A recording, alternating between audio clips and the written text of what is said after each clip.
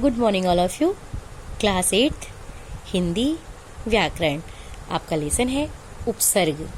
तो देखिए, उपसर्ग शब्द उप और सर्ग के मेल से बना है। उप का अर्थ है निकट और सर्ग का अर्थ है सृष्टि करना। उपसर्ग का अर्थ है साथ जुड़कर नया शब्द बनाना। ये मूल शब्दों से पहले जुड़कर नए शब्द बनाते हैं।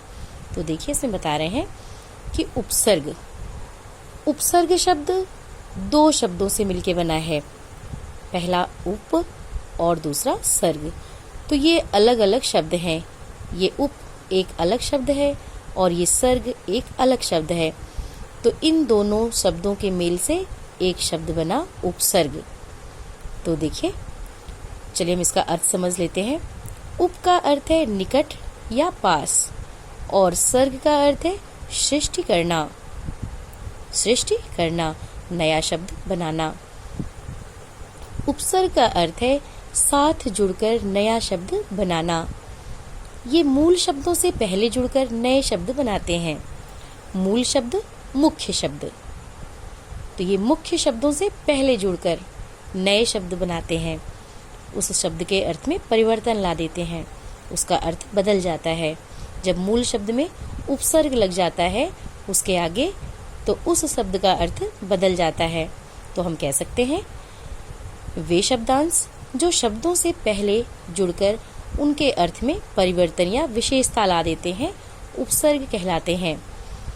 उपसर्गों का अपना कोई अर्थ नहीं होता, इसलिए इन्हें स्वतंत्र रूप से प्रयोग नहीं किया जा सकता।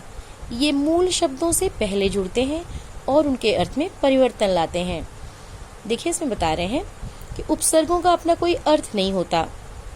अगर हम उपसर्ग को देखें तो उसका कोई अपना अलग अर्थ नहीं होता, ना ही हम उसका सिर्फ अलग से लिख के कोई प्रयोग कर सकते हैं। जैसे आ है, संग है, प्रा है, दुर है, ये देखिए स है, निर है, सम है, और ये वी है, स्व है, पर है। तो ये सब उपसर्ग है। तो इन शब्दों को ये बता रहे हैं कि इन सब उपसर्गों का कोई अपना अलग अर्थ नहीं होता, हम इन्हें स्वतंत्र रूप से प्रयोग नहीं कर सकते हैं। तो इनका हम कहाँ प्रयोग करते हैं? शब्दों के पहले लगा करके ही हम इसका प्रयोग करते हैं, जिससे उस शब्द का अर्थ बदल जाता है। तो देखिए, जैसे एक शब्द है हार। हार एक शब्द है। अब इसी हार शब्द में हम देखिए, जब हम उपसर्ग लगा देते हैं तो इसी हार शब्द का कितने अर्थ हो जाते हैं। देखिए, अब ये हार शब्द है, जब हम इसमें आ उपसर्ग लगा देंगे तो हो जाएगा आहार। और ये हार शब्द में जब हम संग उपसर्ग लगा देंगे तो हो जाएगा संहार। और इसी हार शब्द में जब हम प्रा उपसर्ग लगा देंगे तो हो जाएगा प्रहार। तो देखिए, शब्द एक ही है, लेकिन हम अलग अलग उपसर्ग लगाए और इस शब्द का अर्थ बदल गया। जैसे हम और भी देख सकते हैं, बल। ये एक शब्द है बल। अब इसी बल शब्द में जब हम दुर उपसर्ग लगा दिए तो हो गया दुर्बल। और इसी बल शब्द में जब हम ये देखिए सा उपसर्ग लगा दिए तो हो गया सबल। और इसी बल उपसर्ग में जब हम निर उपसर्ग लगा दिए तो हो गया निर्बल। और इसी बल उपसर्ग में, इसी बल शब्द में जब हम सम उपसर्ग लगा दिए तो हो गया संबल।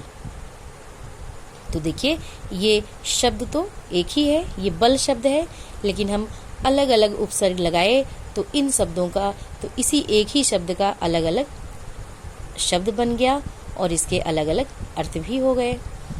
ऐसे ही देख लीजिए एक उदाहरण और, ये देश शब्द है। देश शब्द में जब हम वी उपसर्ग लगा दिए तो हो गया विदेश। और इसी देश शब्द में जब हम स्व उपसर्ग लगा दिए तो हो गया स्वदेश। और इसी देश शब्द में जब हम पर उपसर्ग लगा दिए तो हो गया परदेश। तो देखिए, सबके अर्थ बदल गए। तो देखिए, हिंदी में मुख्य रूप से 5 प्रकार के उपसर्गों का प्रयोग किया जाता है। कौन कौन सा? संस्कृत के उपसर्ग, उपसर्ग की तरह प्रयोग किए जाने वाले संस्कृत के अव्यय, हिंदी के उपसर्ग, उर्दू फारसी के उपसर्ग, और 5वां है अंग्रेजी के उपसर्ग। तो आज बस इतना ही। आगे कल आज आपका होमवर्क है क्वेश्चन नोट करिए। उपसर्ग किसे कहते हैं? हिंदी में मुख्य रूप से कितने प्रकार के उपसर्गों का प्रयोग किया जाता है? प्रत्येक के दो दो उदाहरण भी दीजिए। एक बार फिर से चेक कर लीजिए क्वेश्चन। उपसर्ग किसे कहते हैं? हिंदी में मुख्य रूप से कितने प्रकार के उपसर्गों का प्रयोग किया जाता है? प्रत्येक के दो दो उदाहरण भी दीजिए। Thank you.